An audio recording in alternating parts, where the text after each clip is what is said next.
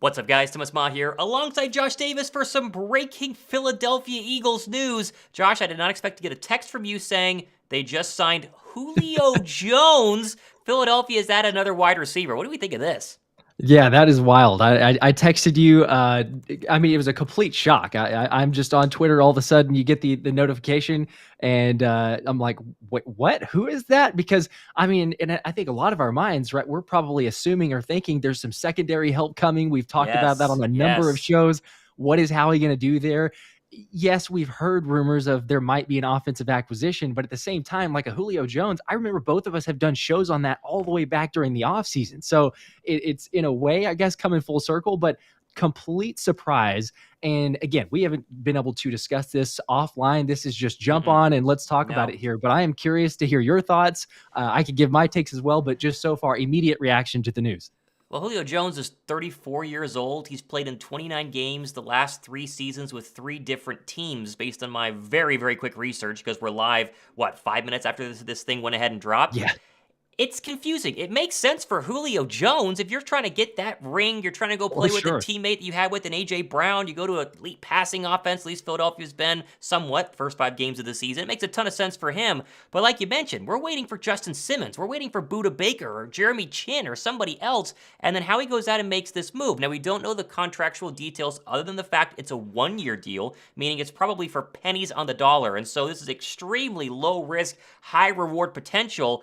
But in terms of Philadelphia's needs, did you need another receiver you got to get the football to? I mean, Quez is on IR, but you have Olamide Zaccheaus. Devonta Smith had a lot of targets, not a lot of catches on Sunday. It's head-scratching. It really is. As exciting as the name is, and it's going to draw a lot of people to be like, ooh, yeah, Julio Jones, he was really good, right? Well, he hadn't been Yep. really good in a while.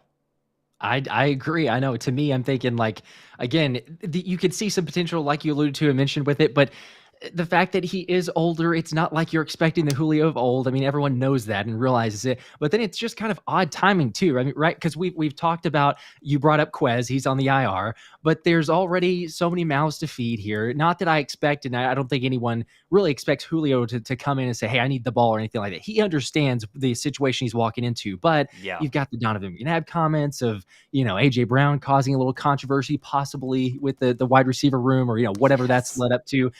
And then all of a sudden, out of all the positions, we're going to sign a receiver here. So I don't know. I like it from the standpoint of you have a physical receiver, and if we look at the running game, I mean, I'll give credit to Olamide Zaccheaus. He's done as good as he can, but his Sure. stature, I mean, everyone knows, like, he's not going to be as good as a run blocker. And so perhaps that's hey, let's give a jolt to the running game. Maybe Julio comes in every once in a while. You still have to, guard him. He's a physical presence on the field. Maybe he has a little bit left. But yeah, I mean, he's not a guy that you're going into it as a defensive coordinator playing the Eagles. You say, oh gosh, they've got Julio Jones. We have to scheme to stop him here. He's just another piece. But, hey, maybe they like it that way. With Howie Roseman signing him naturally, they think it's a great fit, and possibly it adds a little bit of an element to the running game and help to block. But yeah, out of all the signings, the first big, I say big because again, it's not a major one that we expect him to be the Julio of old, but I would have assumed it'd be a defensive player and a secondary Yeah. player at that, but it wasn't. So that's the biggest shock to me. I'm so surprised that it wasn't that case. Now we're showing some highlights from his time with the Atlanta Falcons, which obviously was the Julio Jones we wish we were getting right now because the guy was absolutely incredible and one of the most elite receivers in NFL history. But I see people in the comments section getting upset that this should have been a secondary player. This doesn't mean Philadelphia can't get a secondary player. Again, you're True. paying Yep. pennies on the dollar for Julio Jones. He's not going to take away snaps from A.J. Brown or Devonta Smith. He'll be on the field with them. Surely he won't take targets away from either of those two. It just seems like a move where Philadelphia worked out guys like Marquez Callaway a little bit earlier today. Someone else named Portman, I talked about it on my show earlier, 2 practice squad wide receivers who were cut by the Carolina Panthers and cut by the Saints. And so they obviously wanted a receiver. And maybe A.J. Brown was a part of this, saying, hey, if anything, you're going to get a mentor to the younger receivers out there. Devonta Smith has talked a ton of times about wanting to learn from Julio Jones. A.J. Brown raved about his time with Julio together in Tennessee before he came to Philadelphia. It doesn't necessarily negate the Eagles' chances of, going out and making a trade for a big-name player just due to the cap space, but it is just a little bit surprising and just kind of weird. Like, it's just a weird move It is. overall. Yeah, it is. It's totally weird because again, you look up at the stats, and I mean, he's been just he's been an average guy at best, right? I mean, and Yeah. no knock to Julio Jones. When he was in his prime, everyone knows you got to account for him all the time. But it is just another guy you're adding to the roster. So I don't know. I was seeing the comments here, and shout out to everybody. Make sure to hit the like button. We appreciate all that, all the Yes. support. But yeah, I'm seeing the comments here. I mean, Mike Friedel says that his leadership is all we need. He's well respected in that room. Yeah, hey, from everything that I've heard, all the stuff that we've heard probably even previously, his time in Atlanta, he was briefly there with the Titans and the Bucks. I don't think that this is going to be a locker room shakeup to be a negative. And Smitty probably, I think someone else was saying Smitty respects Julio more than any other receiver. You got that Bama connection, perhaps. Sure. It's interesting too. We love the Georgia players for the defense, and then the offensive players seem to just continually go with Bama. Not all of them, but I don't know. I'm with you in that I think that I don't think it's a negative thing. I do understand the reaction, because what a lot of people were saying here in the chat was the same thing that we were both saying just right as we're jumping on. Like, wow, it's a big name, but it's not a big player because of where he is in his career. And yeah, it's not the position that we want or need. So I don't know. More moves are coming, I would say, because there's no sources that I have to that. I think everyone can read between the lines. If Howie's making a move for this type of position that we didn't really view as like, hey, do we need a receiver? Should we really add another one? Then he's surely in the works. There is going to be secondary help coming. But again, for the immediate reaction here on this, hey, he's a bigger body. Maybe it's perhaps in the red zone, if anything, because we do know we have red zone issues. Is it perhaps to say, okay, well, you got to count for another guy if you put him in there? Was a Quez, Watkins, or Olamide Zaccheaus in the red zone as much of a have to, try to guard him or anything there on that side? I don't know. Maybe it works out from that stance. But yeah, it's a little bit curious to say the least. Let's go to some of the stats. This is obviously past couple of years. You think back to nothing really crazy. I mean, played in 10 games for Tennessee in 2021, 434 yards. 2022, he had 299 yards, obviously playing alongside Brady. It's just, the guy hasn't been the guy since 2019 in Atlanta, and that's a long, long time ago. COVID-19 didn't exist back in 2019. I mean, geez, it just feels like forever ago, but It's maybe forever. they know something that we don't. I'd be very, very curious to see what he looks like in terms of his fitness level. Like, he hasn't really been at all for any sort of training camp. Is he just been practicing on his own, I guess? Is he going to be ready to rock Sunday and Kelly Green? You and I are there for the Dolphins-Eagles games. Like, there are a lot of question marks to be had here. How quickly can you learn the offense? Normally when you sign somebody like this, especially a skill player, middle of the season, not knowing the playbook, they get like very few targets for very simple route concepts, at least in the first game. So the idea that Julio will come out and catch 8 balls, which was never going to happen really anyway, just based on the fact he's 34 years old. But let's say, catch 8 balls for 80 yards and a touchdown on Sunday versus the Dolphins. I would be surprised if he gets 3 balls for 23 yards. But again, Howie Roseman's not an idiot. He's not stupid, right? He doesn't make these kind of moves just on a whim being like, oh, Julio wants to get a ring. Like, maybe we can help Julio get a ring. He would never do that. He genuinely thinks that Julio Jones can make an impact on this team. And if you're an Eagles fan, you have no other reason not to trust him. You got to believe that it could work. And again, we mentioned a little earlier, this isn't necessarily a bank breaking money crazy move that's going to hinder Philly's chances of getting another secondary player or making a trade like I talked about on my show today. You talked about on yours last night for a Budda Baker or a Jeremy Chin. It's just an odd name that we all kind of forgot about, right? It feels like we're back in 2015. It does. It really does. I'm with you on it. I mean, it's a little strange to say the least, but again, I'm not ever going to doubt Howie. I don't think hardly any of us are. Now you could say, yeah, this doesn't really completely make sense to the roster. I don't see the complete move here. But obviously he's doing his due diligence. And if they're working out of the receivers, they brought them in for practice sessions, seeing about potential acquisitions. There's something that they like, whether it's a combination of his size, his ability in the red zone, his mentorship with the receivers. I mean, both Smitty and AJ, kind of, I guess, blessed it, so to speak, on Twitter. So, they're in favor of it. But yeah, there's something to like here. And so I'm all right with it. But to your point, I mean, I don't think that you're going to see anything of an immediate reaction or immediate playing time. You may get him out there in some specific looks, but I feel like I'll go back to what I originally said. I feel like it would be more of a, hey, he's a guy, a bigger body who can block or at least help in that running game. And then as he slowly gets acclimated to the offense, sure, maybe you get him a few throws, but he's never going to be a focal point of this offense. And he knows that, I'm sure, coming into the roster, especially what he's done the last couple seasons. So, it threw me off to see the news, because as soon as I got the notification, it says Eagles signing, I'm like, oh, who is it? It's going to be Jeremy Chin. It's going to be Justin Simmons. It's going to be some safety. And then what? We got a receiver here? Like, I don't know. It's kind of crazy. Well, Philadelphia has made a second move. Let's throw that up on the screen right now. You should see it. There's Josiah Scott to the active roster. They've signed him from the Steelers practice squad per his agent. This happened about 20 minutes ago, right when the Julio Jones stuff dropped, which I think is interesting. Scott, obviously, this is not one of those, let's see a Photoshop render of Scott in an Eagles uniform. He formerly was a Philadelphia Eagle and then was released and then went ahead and signed to the Steelers practice squad. Not one of the protected practice squad players, so if offered an active roster spot elsewhere, he can leave, and he drives, a couple of minutes down the road to Philadelphia and rejoins this Eagles secondary. This is not the final move, but it's a depth move, seemingly because Philadelphia understands that they're up against it, at least this weekend, when it comes to the safety or really the cornerback spot.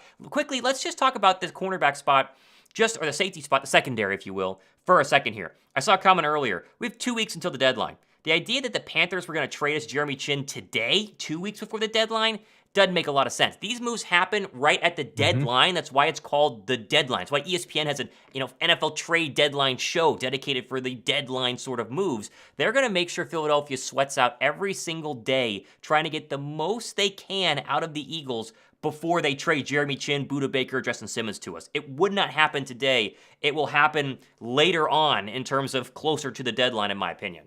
Yes, I agree. Again, it will happen at some point. Now, it still wouldn't surprise me if it's in the next day or two, because as we know, the injuries that we've been dealt and the blows that we've had, still nothing official in terms of, are we going to how many players are we going to have for Miami? I know Darius Slay should hopefully be okay. It seemed like he was suggesting like he's going to be able to take on Tyreek Hill, but we're still got to see, because as the injury reports come out later in the week.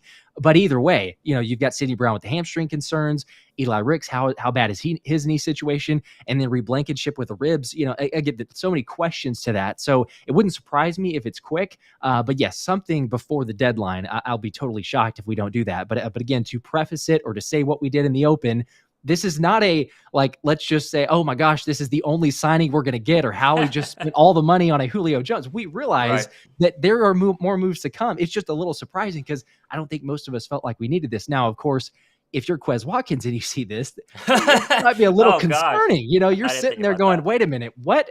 Why is Julio Jones getting signed? Now, I should probably point out, and I don't think I caught this, but it looks like Ian Rappaport says the Eagles are actually signing Julio Jones to the practice squad, source says. Though expect quick elevation or signing to the 53-man roster once he gets up to speed. So there you go. Probably won't see him, I would imagine. Maybe you can still elevate him, but probably won't see him against Miami. But he's going to make the roster. He's not coming to this team going, oh, sure, I'll go to your practice squad. So he will be on the roster eventually. But yeah, there you go, officially from Ian Rappaport.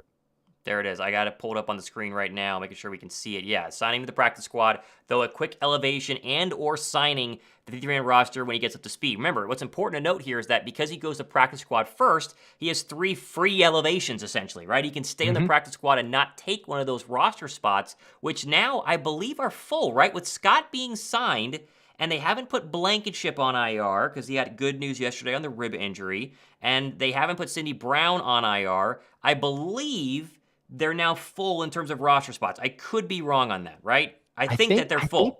Yeah, I'm pretty sure, because I know that they had released Kovalchuk, or the running back, and then but then they brought another one. So I think they're going to have to make a move there. It'll be interesting to see who that name gets kind of sent out. But yeah, they've got to figure out a situation there. Yeah, so that's worth noting that he could play on Sunday if they want to elevate him, but it just makes us kind of wonder exactly how they're going to go ahead and go about this. Again, if you're just joining us, reset here real quick. Philadelphia has signed wide receiver Julio Jones to the practice squad, not to the active roster. Worth noting, we mentioned that earlier. Adam Schefter broke this, 20 minutes ago now? Maybe 25 minutes ago now? And it's too long. A surprise. I mean, we got to be honest. This is not something that any of us expected. Josh mentioned it earlier. Josh and I's channel, we talked about this whole idea of signing wide receivers during the offseason, if you needed to get somebody else, you maybe could look at Julio Jones, but we all said he's too old. He's played in 29 games for 3 different teams the past 3 seasons. He hasn't had over 500 yards receiving. Injuries have always been the big knock on Julio Jones toward the latter part of his career. He can't stay healthy, and it's one of the main reasons Atlanta got rid of him and shipped him off in what was a big win trade for the Falcons over to the Tennessee Titans a couple of years ago. He could not stay healthy, and then once he got to Tennessee, he obviously had a lesser quarterback, a lesser offensive system, shared passes with A.J. Brown, and slowly started to see the decline that most receivers over the age of 30 start to kind of, go through, right? It's not really a surprise. And so for Philly to bring him in, they have to have a plan, they have to have a need, and think that he can make an impact on this roster, and who knows? We've seen this happen before where an older superstar veteran signs with a bad football team, and it's kind of ugly, doesn't really do much. But you don't really see former superstar receivers sign with elite teams. We still consider Philadelphia to be one, despite losing this week against the Jets, and then be alongside A.J. Brown and Devonta Smith. It's fascinating. It's very, very fascinating to me, and I'm very curious to see how this one's going to go ahead and play out. Yeah, I am too. I'm interested because, again, we've stated it earlier, but it's not going to be a major piece. This is not a focal point of your offense. I think everyone realizes that, obviously, but just where are they going to put him in? I mean, Zach Berman says more coming on this, but looks like they're going to add him potentially to the roster soon. Another piece in 11 personnel, big body in the red zone. So, again, we've been mentioning that early on here. They've got a scheme fit. There's something that they like, and whether it's a Brian Johnson who likes it for specific play calling, and we can get down that rabbit hole if we need to a little bit, but something with the play calling to help out with that, or the running game, who's been a little bit less the last couple weeks, but you get a bigger body in there, and we've seen. I think that I got to give. I said this earlier, but Olamide Zaccheaus, I don't think that anything that he does in the running game for his blocking is a lack of effort. Like, he shows the effort completely every single play, but some guys are just gifted more than others in certain areas. So to get Julio Jones in there, if you're going to run the football, absolutely. If you're going to put 3 wide receivers on the field, why not put him in there, get a situation for better blocking advantage? I'm all for it. It's going to help, I think, a little bit, but it's a very slim margin. Does this move the needle in any way? Probably not. I mean, it's just a tiny little tick possibly, but again, it's a good presence. I think this could be a good mentor for the group too, having it in the receiver room. So I'm not opposed to it, but I don't think this is a big move for the offense or shaking up the roster to make a massive improvement. Seen a lot of people comment asking, does he play outside and therefore put Devonta Smith into the slot? I mean, I guess there's a possibility there. Devonta Smith, you want to mention this A.J. Brown clapback at Donovan McNabb, basically comparing him to T.O. Strama back in the early 2000s. Yeah. Devonta Smith had more targets than A.J. Brown did on Sunday. He just didn't make the most of them, right? You had that big drop on that wide open across the middle throw that you could still be running today, maybe have scored, at least gotten into field goal range. Like that was brutal. And so this whole idea that Philadelphia is too A.J. Brown heavy, maybe you bring in another receiver to split up the carries, this is ridiculous. I think it comes down to Brian Johnson making sure that mouths are fed. Now, he can only call the plays. He can't throw the football too. Jalen Hurts deserves some responsibility for what happened on Sunday. Both you and I talked about probably one of the worst games we've seen him play recently, although you had a really good tweet to start your show last night talking about how we're so used to Jalen Hurts balling out that when he doesn't, it's like, everyone panics and freaks out, but in reality, he's still really, really good. So it's going to just be interesting to see how they handle this, the media frenzy that will come with signing a name like Julio Jones, and of course, the giant pressure of having to play the Miami Dolphins this week, where you got to stop receivers of their own and Tyreek Hill and Jalen Waddle to not drop 2 in a row. Yes, yeah, that is the main focus. Again, you got to get ready for this week. Everyone's talked about it, and they're saying the right things, which is not surprising, right? I mean, we know the team, we know Jalen, what he's about. It's the growth mindset. Now, sometimes, going to be honest, does that get a little bit tiresome to hear? Sure, because you're like, oh, I want to get fired up or whatever, but they're focused. Like, that's who Jalen is, and that's what we can appreciate, because you don't ever want to be too high. You don't ever want to be too low. And so I expect this group to be focused. I think that we talked about it on both of our shows, but this is going to be a good thing. This is a wake-up call. We've seen it in past seasons, namely with the Washington defeat, how the team came back. Of course, there was a struggle. It wasn't like the very next game against Indy, I believe, was, just blowing everyone's socks off. It was a grind it out, get the victory. Okay, are we going to play a little bit better? Hopefully. But I still think this is a wake-up call to say, you know what, we're a good team, but there's still a lot of holes that we need to fix. And you can't walk out there and expect to beat any single team on any given day. I mean, you got to show up with your A game, as everyone knows, for the NFL. So I think it'll be better. But yes, the bigger importance to this, again, in favor of this signing here, is the other areas that haven't really been addressed yet. I think that the secondary help does need to happen. You sign a Josiah Scott to the practice squad, but that's not the answer for any of us. So there's something that's going to happen. Just the question is how soon, and will that be, before this game against Miami? I would like to say, I would like it, but then the question becomes, can they get caught up to speed soon enough? Probably not. So even if you sign someone before the Miami game, you're most likely going into that game with whoever's on your roster, like guys that are familiar with the group or the team. You might be able to sign someone and play them in schematically on a couple settings there. But, to me, it's like, it feels like it's not enough time to get a new acquisition totally ramped up. You're starting, you're in the role, you're going to be good to go. Especially, like you mentioned, taking on a Tyreek Hill and Jalen Waddle, you got to be on your A game. So we'll see. Trade deadline moves happen closer to the trade deadline. We're still 2 weeks out. We mentioned that about 10 minutes ago. And what you're going to have to stop Tyreek Hill and Jalen Waddle is what you have on the roster. And you better hope Darius Slay is healthy, which it sounds like he will be. We did not get a good update on that today from Sirianni. You would hope that Sidney Brown is going to be ready to go because he's practiced each of the last 2 weeks and then been inactive on Sundays, and yet they didn't put him on IR, which would have made sense at this point because it's been almost 4 weeks.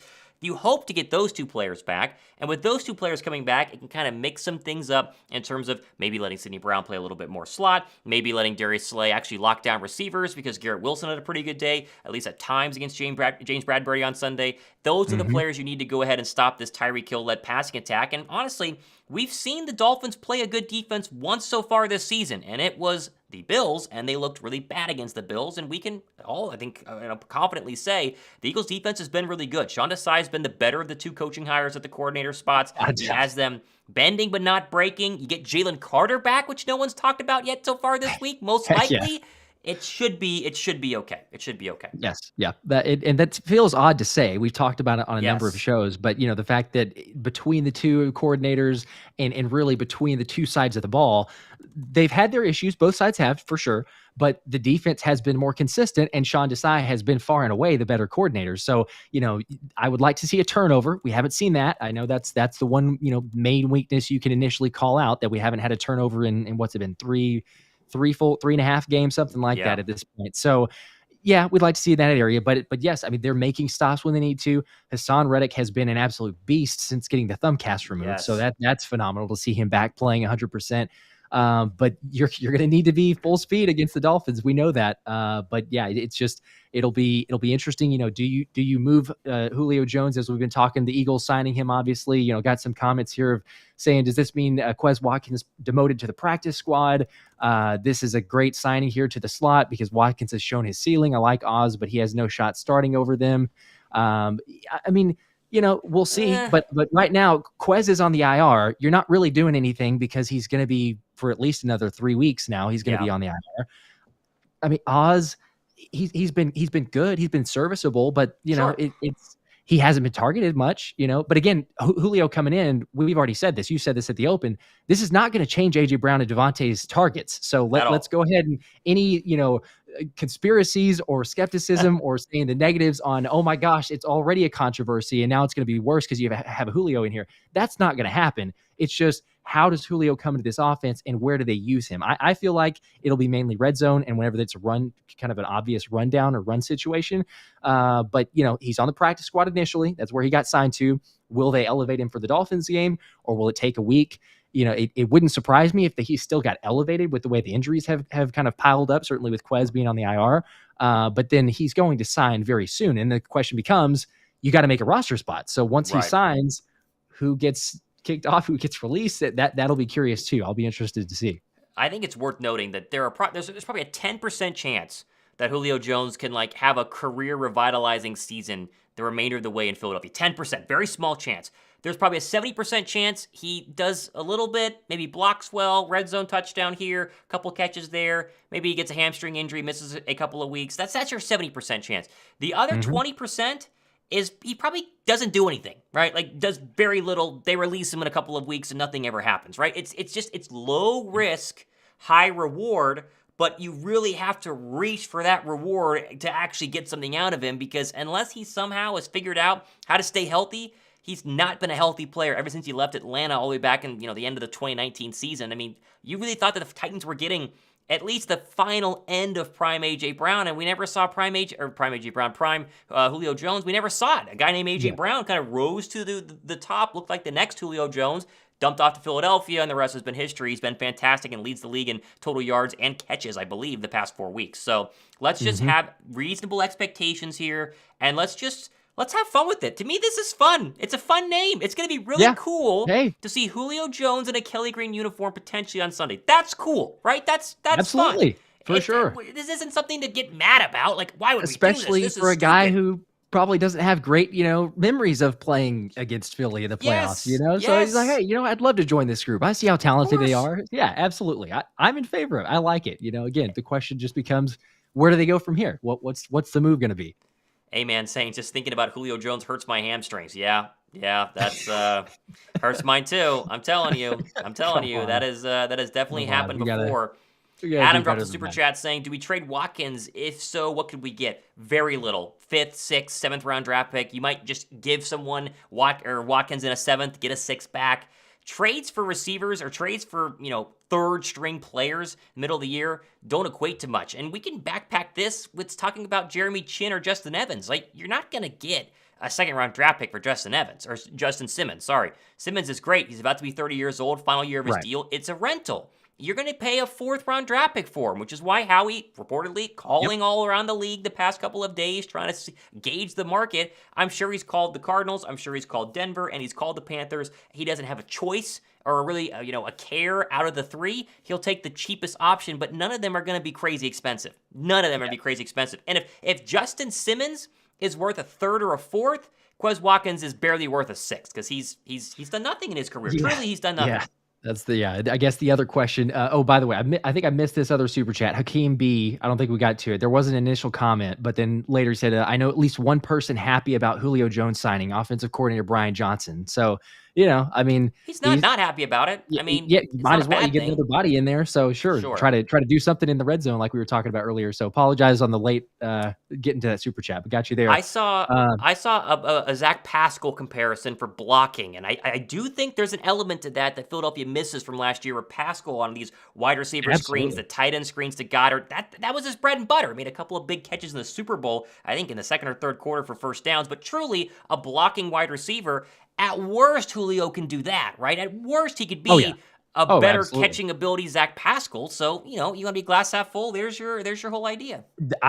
Totally. That to me, again, I said it kind of in the open, but a red zone body and a guy who can block. He's obvious there. If you put him in those situations, how many times have we seen these bubble screens that do not work as effective as they have last year? Now, we've had some that do work. I'll give you credit on that side, but there's also been so many times where I'm going, why in the world are we throwing the ball to A.J. Brown and asking Devonta Smith? And Smitty does fairly well. But again, you got Smitty and Olamide Zaccheaus. And neither guy, I don't think it's for effort. But come on, we really miss Zach Pascal there. So for me, I'm totally in favor of that for the blocking ability, whether it is those bubble screens, whether it's the run to the running back, just different situations, that's certainly going to be a benefit. So we'll see how quickly he gets in there. But I think it's a good thing. And we like it. Again, you mentioned earlier, but it's a name. It's Julio Jones. It's a name. It's a name there. He's a vet.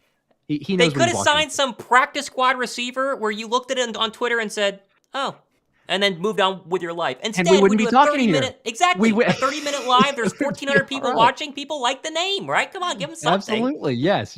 We totally do. We've got questions too. You mentioned Justin Simmons. I'm with you on what you give for him, the compensation there.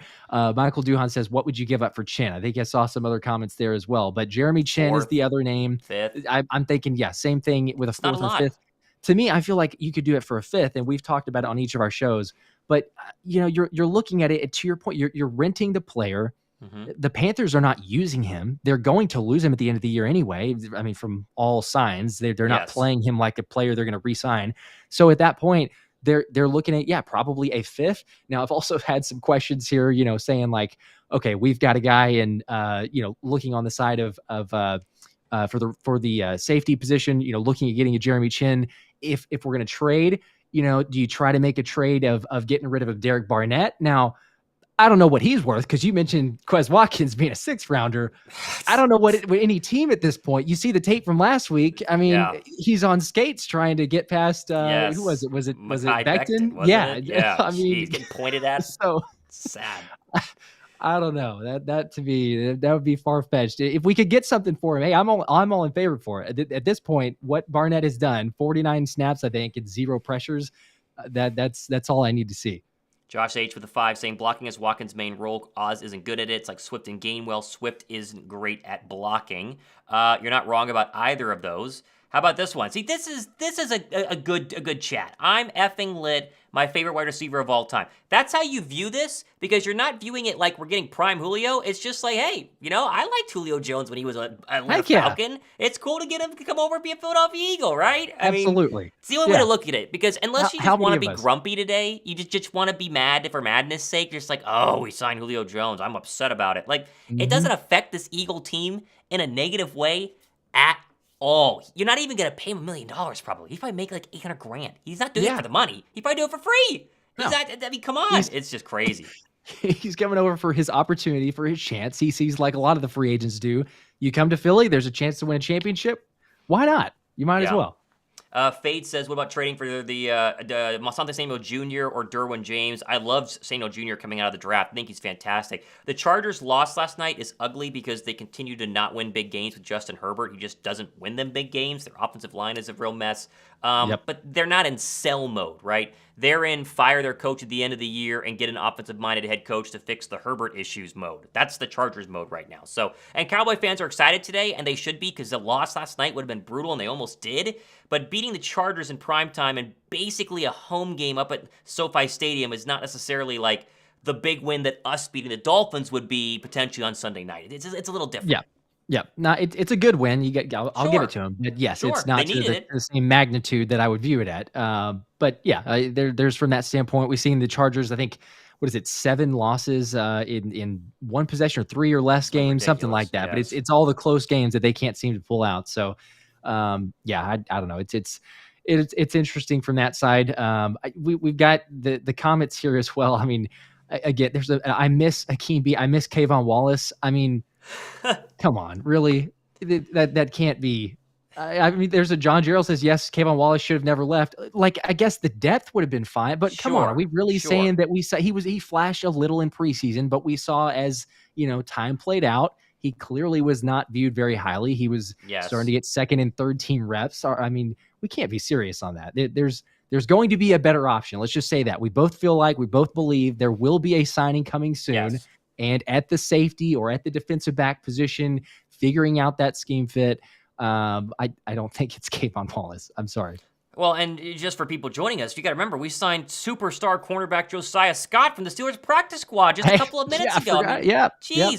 Crisis averted. I mean, the Kayvon Wallace thing, solved. It's a depth thing, right? Yeah, I would love to have some more depth, because they had Mekhi Gardner as like their emergency secondary player, and then they actually had to use him on Sunday versus the Jets. It is funny to me too, quickly here, before we get to the super chat from Ryan, the panic from Eagle fans, despite the fact that they basically don't have a secondary right now. Like the latter half of that Jets game, there's no Blankenship, there's no Brown, there's no Justin Evans, there's no Darius Slay, there's no Eli Ricks who was filling in at times. Like they were so beat at second in the secondary, and still almost won that game. You take away just one of the Eagles' 4 turnovers, they win the game. And we're not even worried. We're not even freaking out. It's just, it's funny. Okay, a couple more here. We're going to end on Ryan saying, honestly, Julio's probably a better option in the red zone than what we've got. He's made a career down there. I don't know if he's better than A.J. Brown or Dallas Goedert or DeAndre Swift, who they kind of refuse to give the ball to the red zone. They like Gainwell in there for some reason. It's weird. For some reason.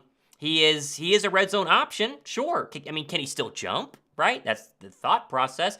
I need to see him like work out. Like I need to see some practice footage of Julio Jones, because in my mind, when you're 34, you're pretty old for wide receiver numbers, right? That's not young. So let's see. Yeah. Let's not act like he's going to be some sort of 7 touchdown red zone guy, for the remainder of the season. It's not a guarantee. It's not a guarantee. Yeah, I agree. It's curious, it's what is it? I'm not as good as I once was, but I'm as good once as I ever was. So maybe it's that situation. He can jump once, but it's just not the multitude of targets. So he can get it once per game, something like that. Sure.